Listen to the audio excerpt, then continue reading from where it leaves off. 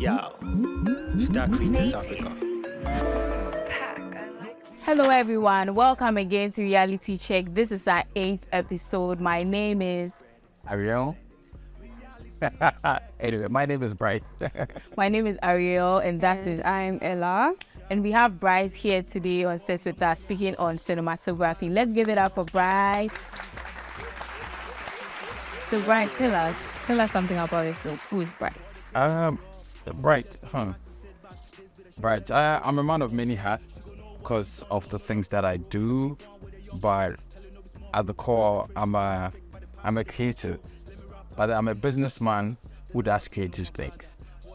That's what I am. I have a background in film, and then I have a background in marketing and advertising. Recently started my art business, so I'm an art agent. I'll paint you, I'll do Picasso, and then in between I do a lot of things within the marketing and advertising space, and then the media production space as well. So in a nutshell, who is Bright? This is Bright. How long have you been doing cinematography? Cinematography. So how long have I been doing filmmaking, which has been started like in late 2010 into 2011, I think. So that's like 10, 11 years? Total. 2022, right? So we're like 12 or 11 years into this. Yeah. What inspired your creative journey? What inspired my creative journey? I think it was basically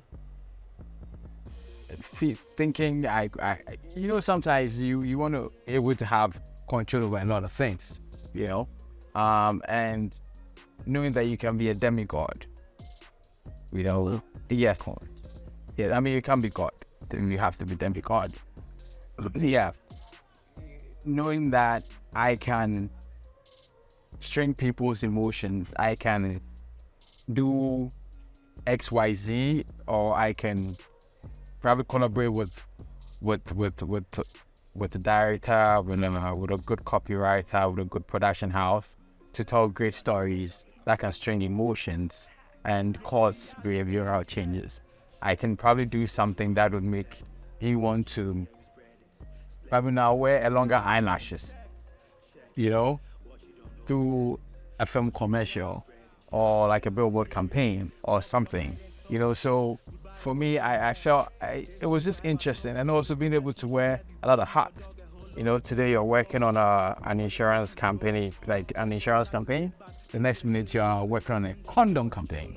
The next minute you're working on a telco campaign. The next minute you're sinking deep into some pool with Franklin. Dan, who I believe you'll be interviewing as well. To just like capture some great shots.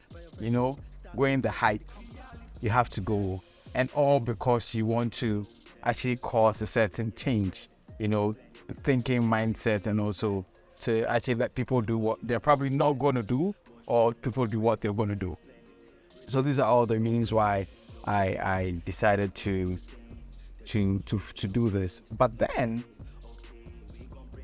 I come from a family where I did see one of my uncles who was a filmmaker, a film director, actually shooting commercials and doing all that he used to do with blue jeans. I remember those days it was like with VIP, and then so there's this ad by Blue Jeans where it was like a jeans hanging on a string line, and then VIP would just jump out of it. So if you need blue jeans, are best saying a lot of stuff like that. So I was seeing all that. So I think I was feeling in essence or something like that. I walked up to him, I was like, "Hey, Unc, I think I know how to write. So can I just be following you on set?" Did you actually know how to write? Charlie, it was, when you wake up and you can't drink, you are the chocolate of my eye, the pawpaw or whatever. And something, So you were a poet? Yeah, I mean, mostly started from poetry, and then so I remember we used to go for a Halakasa Radio University. That was like 2009, 2008, 2009. Then about go assist on radio, and recite poems and stuff like that. And that's how it starts, you know. So you start with poems, they become prose, they become long stories and stuff like that. And then you become great with copywriting and stuff like that. Now my mates are those that I started those things with. Achieve Moment and as I say those guys, they're making huge money out of it. Imagine if I'm meeting them there and put it to two bro, even America there, something like that. Yeah. So yeah. You worked on quite a number of Ghanaian films. Did you have to go to film school to be able to learn how to do that? My film school Or just journey. natural talent? Talent. I mean, there was a certain level of interest and effort. I like to use effort lately, other than passion and stuff like that. And which obviously in the course of this interview I'll explain why. I'm one of those guys. I dropped out of film school a couple of times. So you actually went to school. Yeah, it's actually weird. Why is that? Because how I started my film journey, was, like I said, my uncle was a filmmaker, so I was following him on set, and for what we do, it's very practical. It's not theoretical. I mean, you can learn whatever is in the books, but then you have to be on set, be on the grind, learn what the lens, what it means to say, the ISO, the aperture, the light here, blah blah blah, all of these kind of stuff. So I started all of that, following my uncle and learning all these things. And then I saw some of the guys who were going to film school, and I realized I don't really learn anything. So I had a good teacher.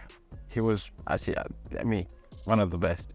So he would teach you, okay, there's something called motion blur, there's something called rotoscoping, there's something called VFX, visual effect, there's something called special effect, there's something called storyboarding. All these things, I was literally learning them, like the proper way of learning it. So at the point, Here in Ghana. Yeah, right in Ghana. But at the point, I felt, is that in a school? No. Too no. But then again, I think eventually I did go back. I did go to school, but it took me a while because I went and dropped out because I didn't really understand. I really remember when I started working with one of the ad agencies that I was working with. The guys that I was called to give jobs to, I was a production manager. They, like my lectures, I was giving jobs to my lectures. Can't imagine. Guys, can't imagine. I was giving jobs to my lecture. So the same lecturer who would come and teach me, he comes and be like, Charlie Bright, no job day. So I was like, really? But then also,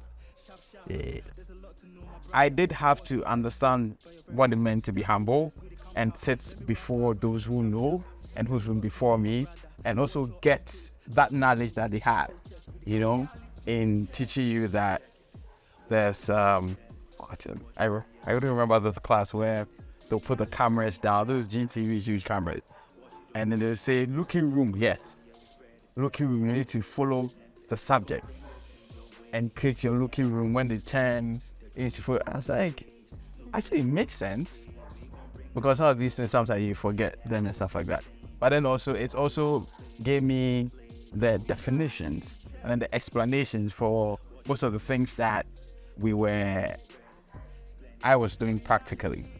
So that's basically what it did. But yeah, I did eventually go to film school. So would you say that filmmaker school is a good investment, or would you, if you can study from the University of UT, why not just do that?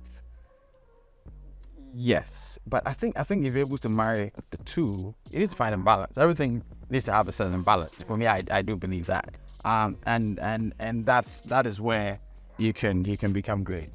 So if you don't have the money, Charlie, there's YouTube. Just wake up every day, have a routine, have a mindset. 2 hours, an hour, learn something. The 1,000-hour rule. If you're able to build a certain habit, with whatever you're doing, and you learn towards you're going to be a maestro. So yes, But then you also, even if you don't go to film school, you need to understand that whatever you're doing, you need to understand and learn why you have a light and they have the softballs and they have the dome, you have the grids on it. What is even the meaning of that? You know, you go on set and you'll be able to actually fix the light, you can set it up. But do you really understand why you're fixing the light and you're putting the socket into X and the gaffers will tell you that you need to always check the voltages of whatever power flow is around before you do any insertion, because it probably might blow, something on set and stuff like that. Why are you saving light, all these things. So I think there has to be like a middle ground, but eventually it's not any friendship, so don't like ease yourself and just like flow through. Let the spirit lead you. Let's say amen. Amen. So you're only talking about equipment. So what camera did you first shoot with? I think it was how's my movie making days? I think it was Panasonic. Panasonic camera. Yeah, that is shot I can't even remember. But yeah, my first film production was like quite new. I was like 20-something years old.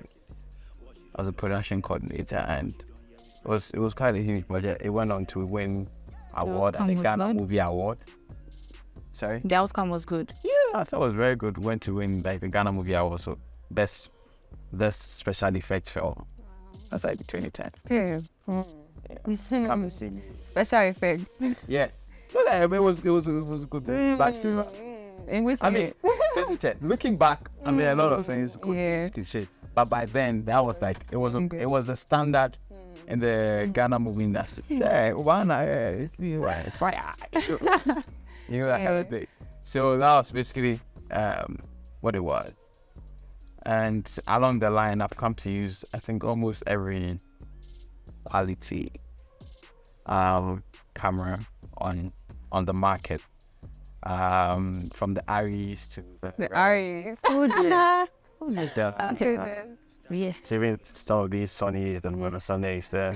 I still have my small Sony mirrorless camera that sometimes I pick up and go take pictures with. But if I'm going to shoot, like my last project I did, I shot on an Aries. There are too many, you can't even keep track of it. Yeah, I think I shot an Aries. I'm literally coming from set, and the work I'm doing, I'm shooting on a black magic. I want to touch this Aries.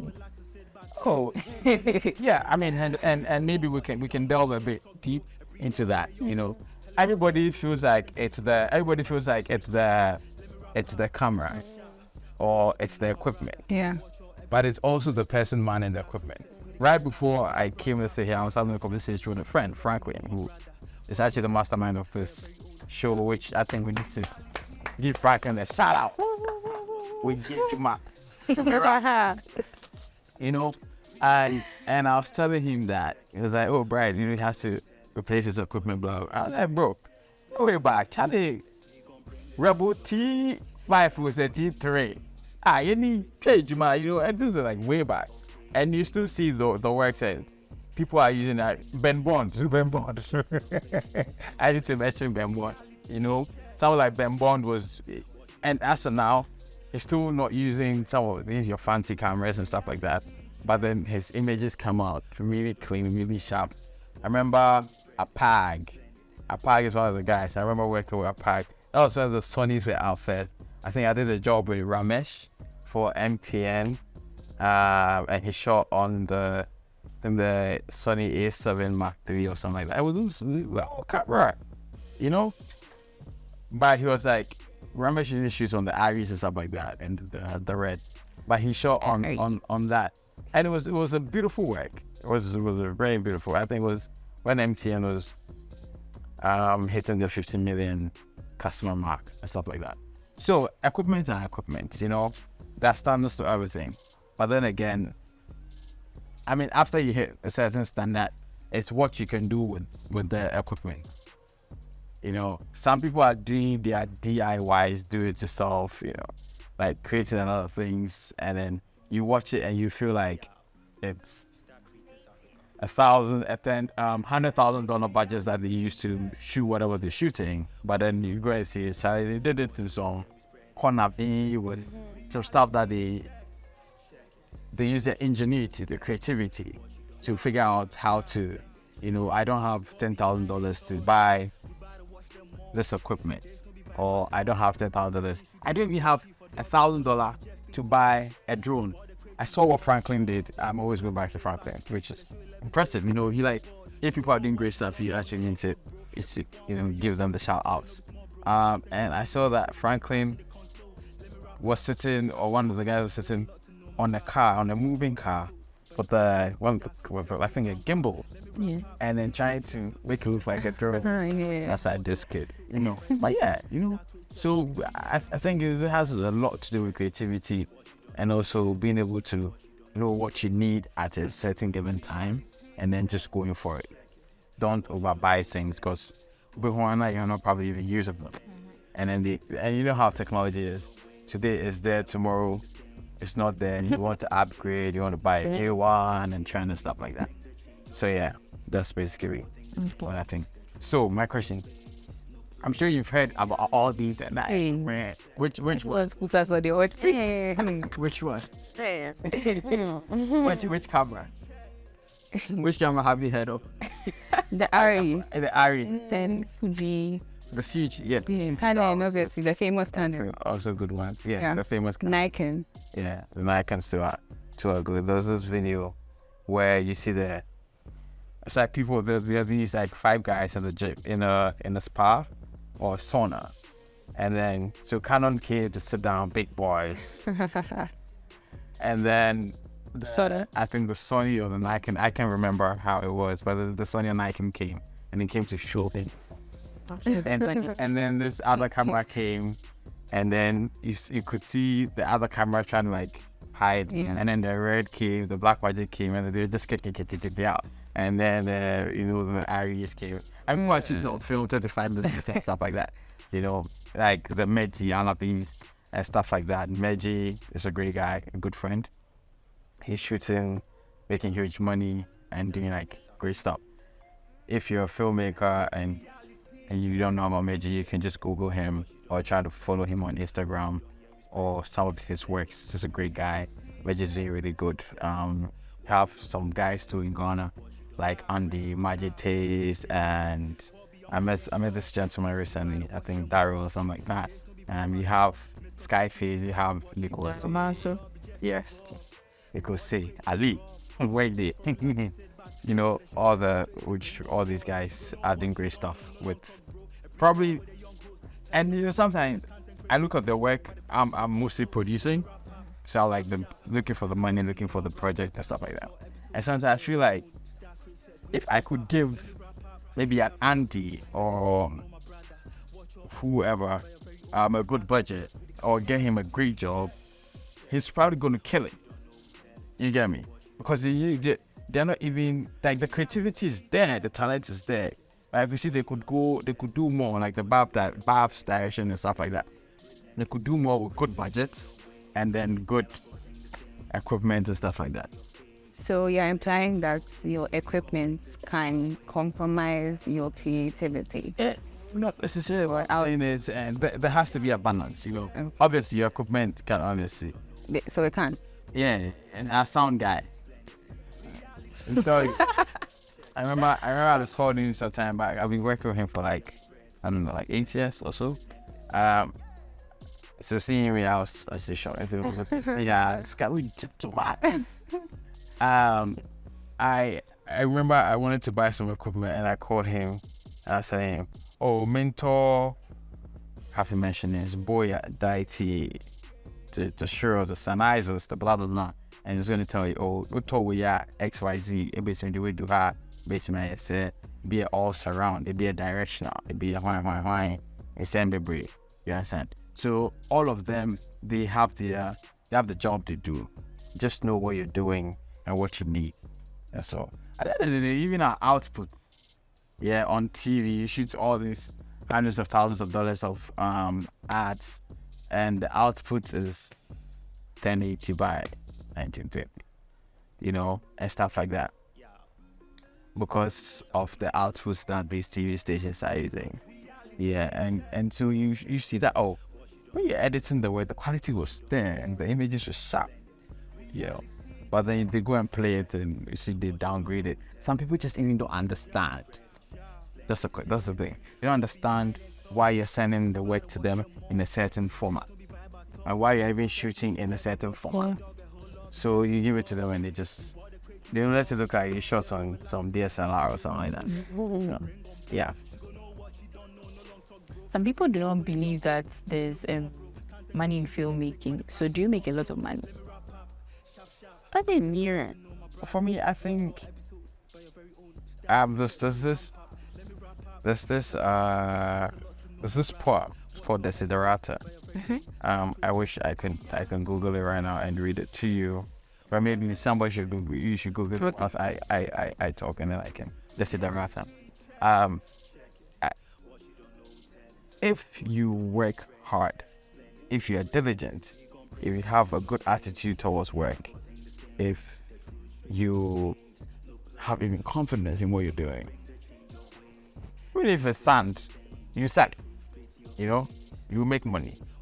So for me, I think you can make money in anything.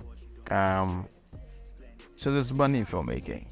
I mean, if any of you wants to pursue a career in filmmaking, I think it's a solid idea. I think there's huge opportunities there, and there are lots of jobs in the filmmaking space. In the Ghanaian space? In the Ghanaian society? Well, like in the Ghanaian market. Yeah, I mean, I don't think it's choke. I think there's a huge gap in there. I mean, as a businessman. However, you feel the industry is slowly collapsing. The filmmaking space, no, I think it's actually on a huge ascent. Okay. On a huge ascent, yes.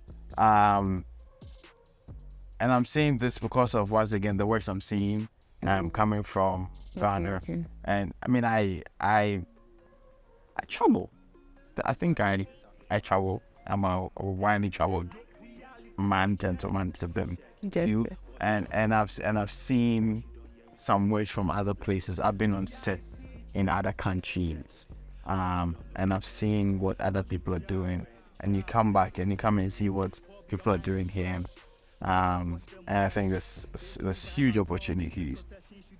I mean, in the last 5 years, there's been an emergence of new talents who are once again doing like mind-blowing stuff. Like some of them, I remember they probably called me, Bright, can I follow you to go do this? Can I do this for you? Some would just, like, now you call them and they're charging in dollars and stuff like that. Daniel Atto.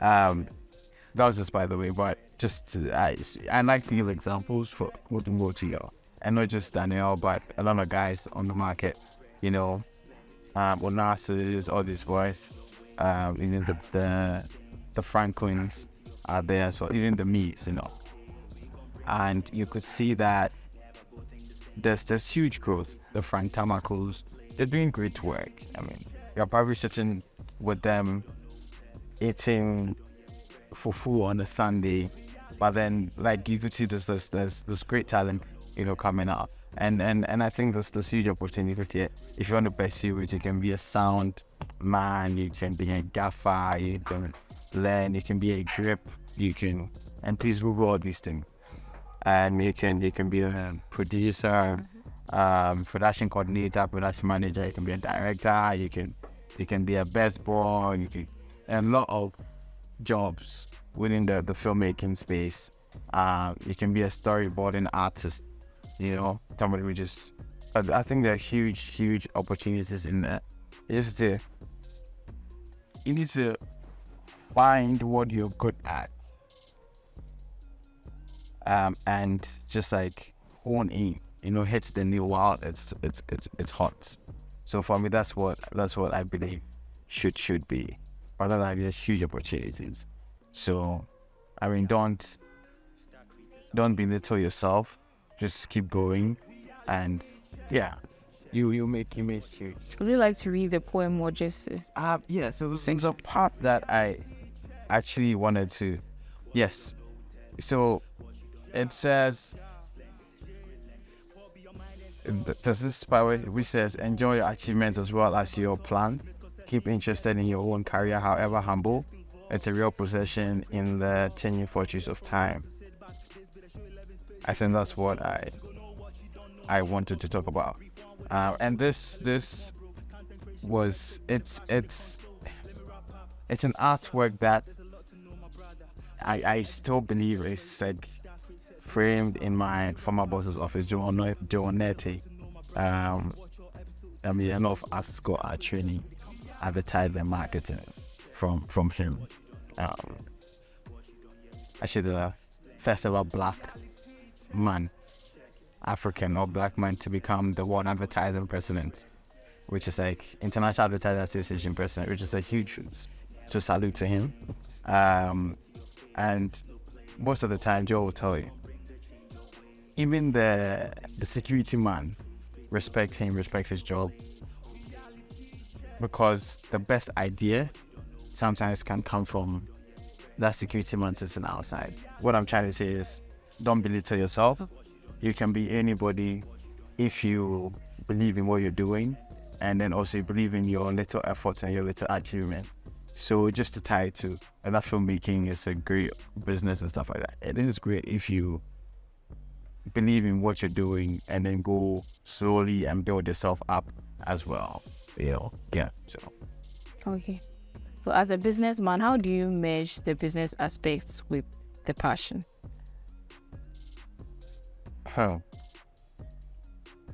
I think at the end of the day, I'll listen to this podcast and Mark Cuban or Cuban, I don't know how you guys one of the billionaires, I think he's a millionaire, was saying that follow your efforts, not your passion. Okay. You see, so the thing with passions is that sometimes it's just like a hobby, this kind of stuff. Or you feel like you have like a huge interest, or you're like, I feel like I can do X or Y. But then, if you start doing it, are you able to put a lot of effort in it? If you know how to hit, what's the word? A nail Spot on with a hammer. Is it because you're passionate about it, or because you can be able to do it and do it so long? So for me, as a young man who is navigating these entrepreneurial spaces and also trying to make money and also do creative work in Ghana and outside Ghana, in the world, I think yes, there should be a balance. So as a businessman, I think there should obviously be a balance, but then it should be your efforts. It should be effort, because you don't want to do something, and if it's passion, or if you wake up and like, Charlie, I'm not feeling it again, and then your passion die, you have to start all over again.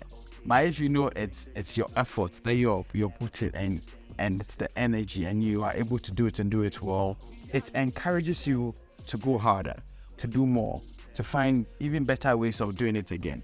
And in following your efforts, you are able to find, all the things that comes with the community, like the happiness, the satisfaction, blah, blah, blah, blah. So for me, I think we should follow our effort, and in following your effort, it will put food on your table, if not for anything, and it will also create lots of opportunities for you. Once again, if you're diligent and you're honest and you have the right work attitudes to life, like life attitudes. I think that's where we find a lot of like the youth and even some of us bad working attitude, like very, very bad, very, very, very bad. Sometimes I wonder where we're going, And sometimes I ask myself, am I different? You know, am I hard to please? But then, once again, I will have to pay bills. I have to put food on the table. I need to sort out my travel, my car, my blah, blah, blah. I need to pay workers, blah, blah, blah. So all these things, need time. So that's where I feel like if you're able to figure out like what the plan is, you'll be able to do great. You become good. You become good, and you'll be able to compete with the world and become successful and enjoy life, and enjoy the fame, and enjoy the money, and enjoy the glory. Yes, thank you. Enjoy life, enjoy the fame, enjoy glory. Yeah, and God will bless you then when it comes to that as well. So it looks like you tackled more of the passion aspect of the question. Yeah. So I would like for you to talk about, the finance aspects. For example, let's say I want to begin filmmaking, and I'm just like, I've seen that I want to do this, I want to do that, but I'm not entirely aware of like the business aspects, like how to promote myself, or how to handle the marketing / client side of it. It's just me wanting to put out that, but I'm unaware of that. So in that case, what would you say to me as a person that is starting out? Should be a big dreamer. Dream big, but understand that you have to start small. Okay.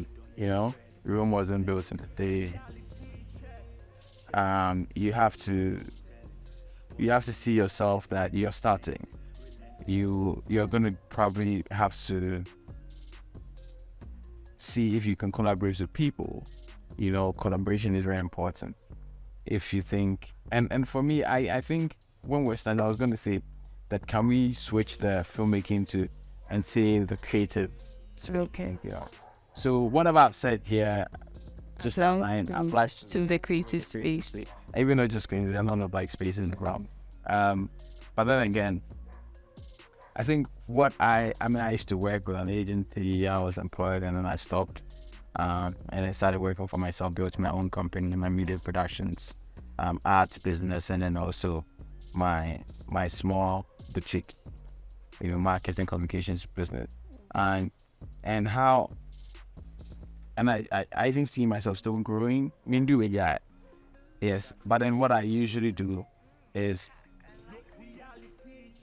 I know I can't do it all. So if I have a friend who is a good copywriter, when I get X, I throw it to the person. Or what do you think about X? What do you think about Y? So that I can once again follow my effort. What I am very good at, I keep doing it. And then I bring other people, freelancers, friends, partners on board so that I'll be able to go. Because once I am able to actually meet a deadline, finish a project, finish a campaign, see my works on billboard, see my projects, flying high, then I'm able to get other stuff as well. So one, time management is very, very important. Yeah, time management, super important.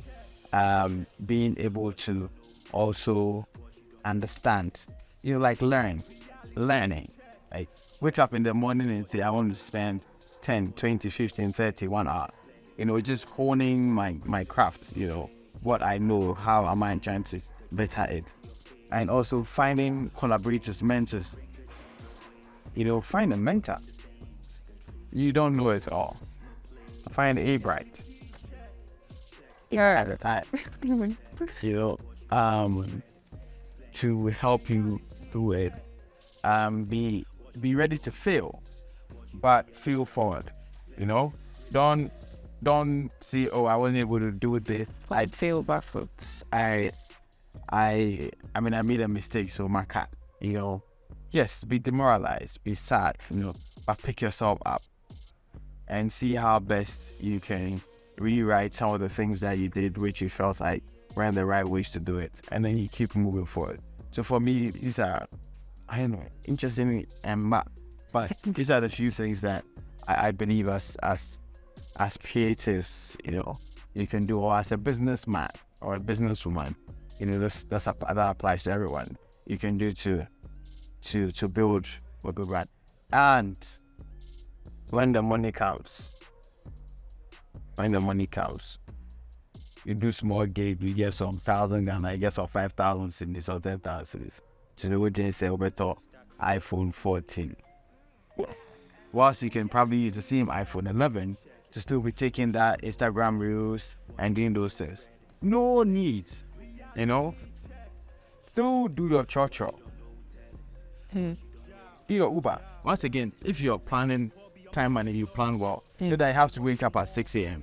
to go eggs. Or bed down about 7 o'clock, also you're in a rush. And then you probably go and pick up Uber. Or you're calling your friend to take your car and show the car. Once you're going to go and then something happens with the car. That's time.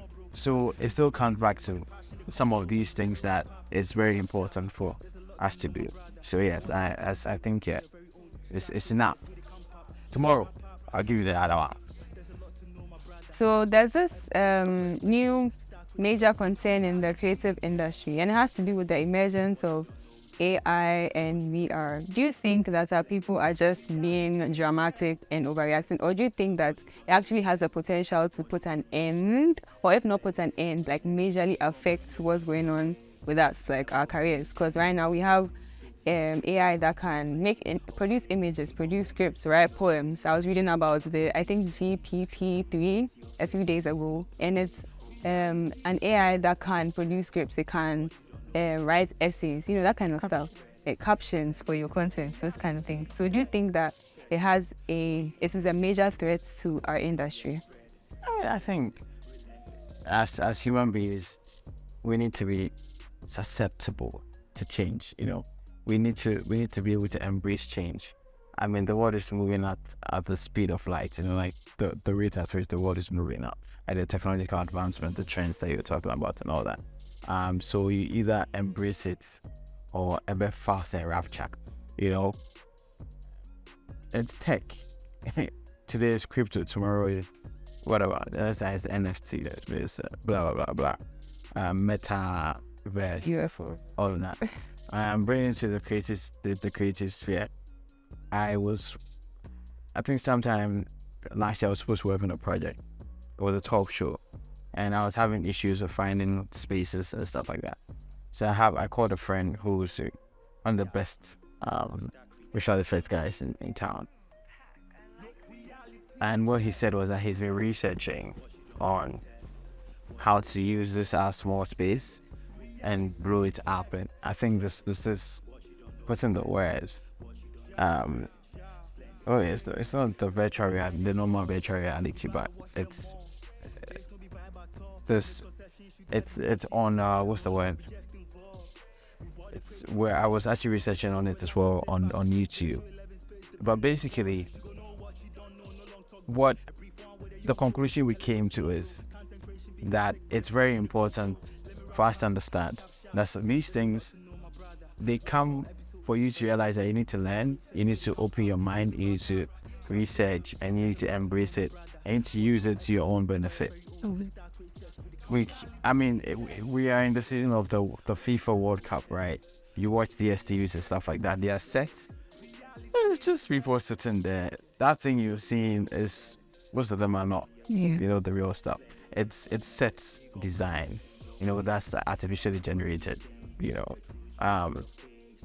and basically what it is, you see somewhere they are talking, and then this whole footballer will come and stand like a giant and all of that, and then you see the stadium in front of them. Yeah, the stadium in front of them and all that. So AR and AI and all that. But then it gives you a proper experience. So multi-sensory, experiential, and that's where we're moving. So you should think about what's your offering. Is your offering being experiential? Is it multi-sensory? That's where we're moving. And these things, the AIs, the ARs, is supposed to help augment those things and help you. It makes life like working even faster. People are going to build like 1,001 sets, but then with some of these things, artificially generated sets and stuff like that, you're able to sort some of these things out with them.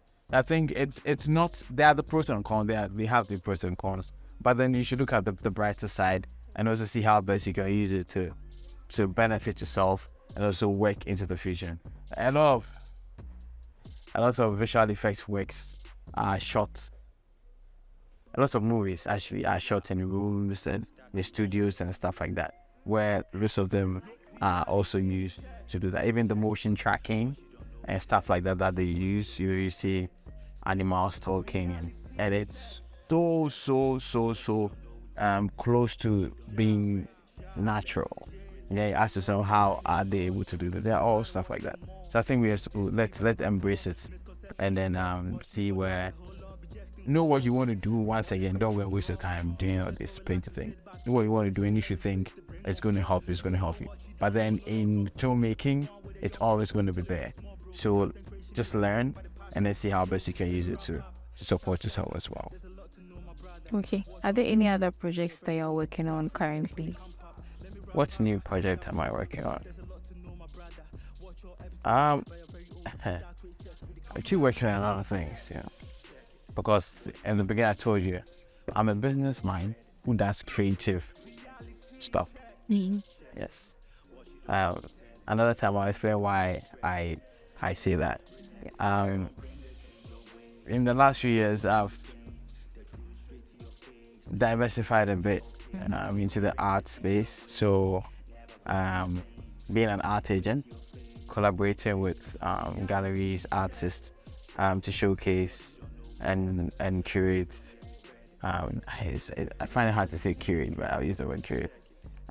Creates exhibition across the world, showcasing Ghanaian art.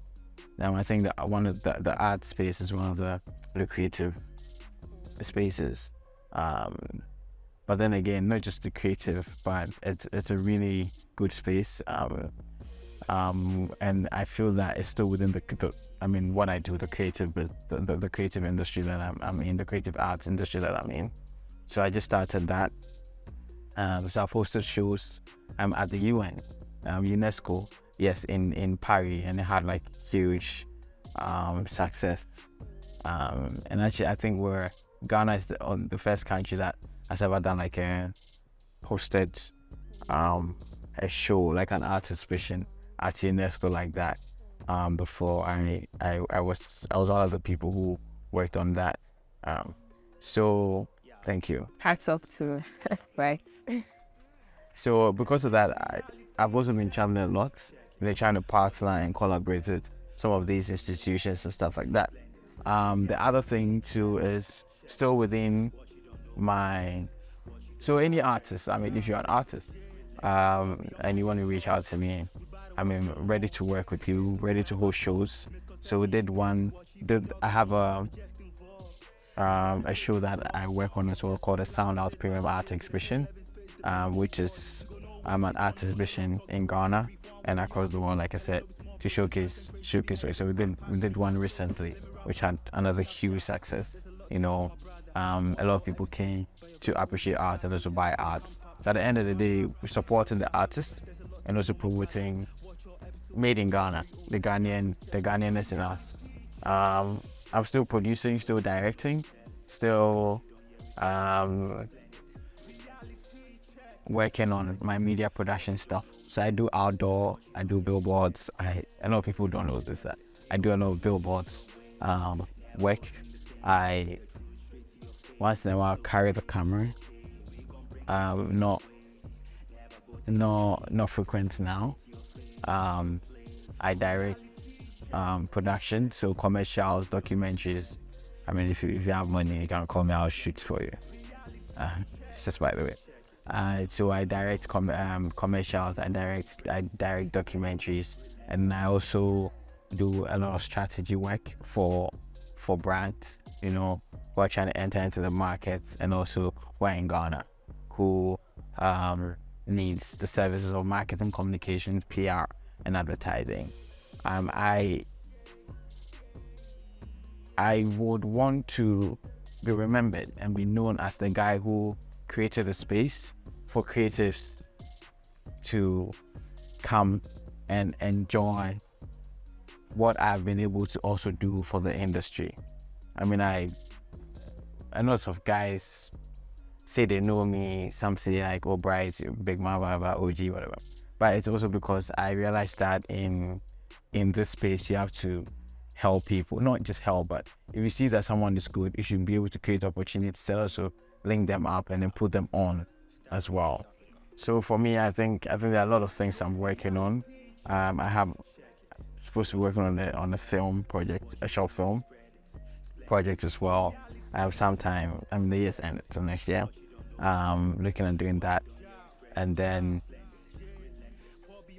I just want to make money. You know, I just want to not just make money, but I want to be able to sit with policymakers, sit with these decision makers, and say that, you know what, these are the projects that's going on. These are like $100 million that the industry needs. These are the projects that we need to do to help